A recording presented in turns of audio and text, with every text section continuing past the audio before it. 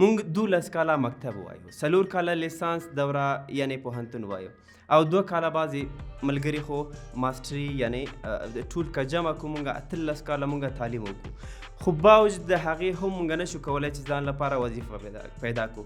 مونږ تقریبا مختلفو اداراتو ته البته سیویانې لیږلي یا مونږ فزیکلی همغلته ورغلي یو سیوي مو ورته وړي، خو بیا هم مونږ به شارټ لیست کیږو هم نه، مونږ ته وظیفه نه پیدا کیږي یا مونږ ته څوک وظیفه نه راکوي. خوشبختانه تاسې کولی شئ په خپل مهارتونو کې په آنلاین ډول باندې کار وکړئ.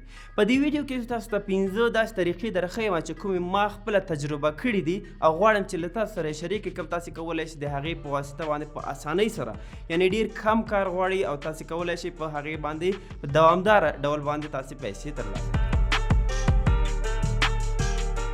که چیرې تاسې یوټیوب چینل لرئ یا ویب سایټ یعنی بلاګ لرئ او یا غواړئ چې یوټیوب چینل یا بلاګ جوړ کړئ، نو تاسې کولی شئ د ایډسنس له لارې تاسې پیسې وګټئ.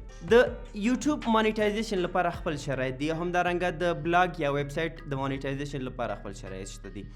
د یوټیوب هغه لومړني شرایط دا دي چې تاسې به 4,000 واچ ټایم یعنی 4,000 ساعته باید ستاسې ویډیوګانې کتل شوي او همدارنګه 1000 سبسکرایبر یعنی 1000 سبسکرایبر باید تاسې ولرئ. د بلاګ یا ویب سایټ د مانیټایزیشن شرایط دا دی چې 15 څخه تر 20 لیکنو پورې باید تاسې ولرئ او همدارنګه د ورځې 100 یو نیم سل یا 200 پورې باید تاسې لیدونکي ولرئ. له هغې وروسته تاسې کولی شئ چې د مانیټایزیشن لپاره اپلای وکړئ.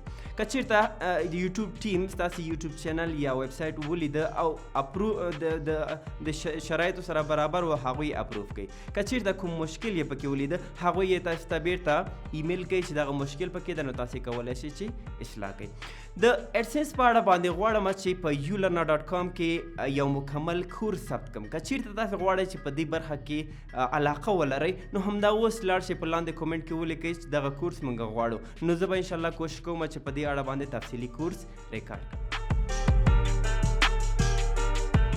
ulearna.com که چیرته ته استاد یا لیکوال یې نو ته کولی شئ چې د خپله برخه کې خپل سکلز له نورو سره شریک کړئ او د هغې له لارې پیسې وګټئ. ته به هلته کورس ریکارډ کړئ او په یولرنا کې اپلوډ کړئ. یولرنا بیا ستا کورس نورو خلکو ته وړاندې کوي او څومره چې ستا کورس کتل کېږي هماغه واچ ټایم بیس باندې ستا اکاونټ کې پیسې جمع کېږي. او که چېرته ته لیکوال یې ته کولی شئ په خپله برخه کې په هره ژبه کې چې ته پوهېږي او کولی شئ چې لیکنې وکړي یا وژباړې، نو لیکنې یولرنا ته کې پبلش کړئ.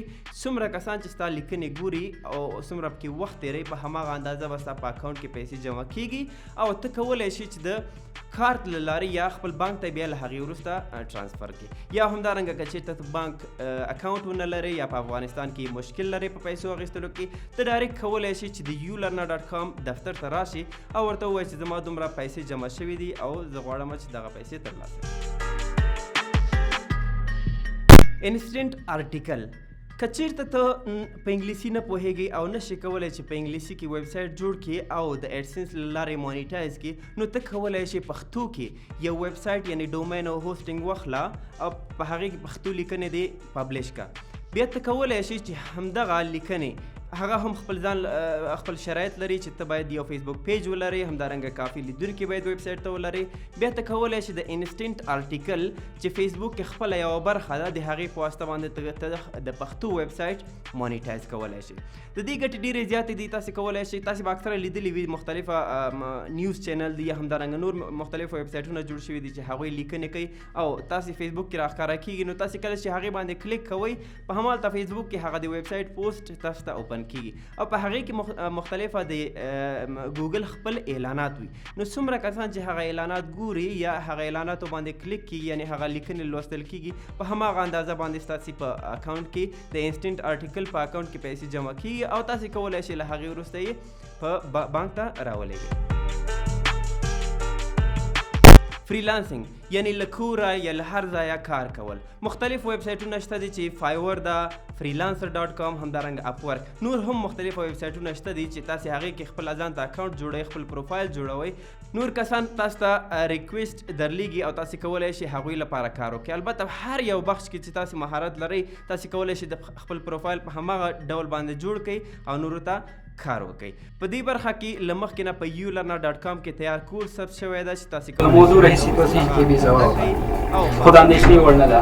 اوس موږ ستاسو دپاره یو بشپړ کورس چمتو کړی دی دې په اړه چې څرنګه کولی شو له انټرنېټ څخه پیسې ترلاسه کړو.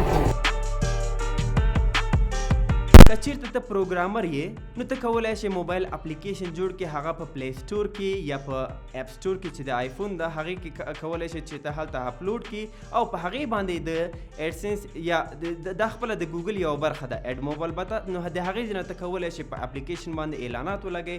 څومره کسان چې هغه اپلیکیشن ډاونلوډ کوي او هغه کاروي په هغې کې چې هغه اعلانات ښکاره کېږي هغوی ته د هغې لارې تاسو ته پیسې راځي. که چیرته ته پروګرامر نه یې نو بیا هم ته کولی شې چې آنلاین مختلفو ویب سایټونه شته ده، که ګوګل کې تاسو سرچ کوئ چې اپلیکیشن څنګه جوړولی شئ نو ډېر په اسانۍ سره فکر وکړئ چې نیم ساعت کې به تاسې اپلیکیشن جوړ کړئ او په پلی سټور کې یا په اپ سټور کې چې د اپل کمپنۍ ده هغې کې تاسې کولی شئ چې اپلوډ کړئ او د هغې له لارې تاسې پیسې وګټئ.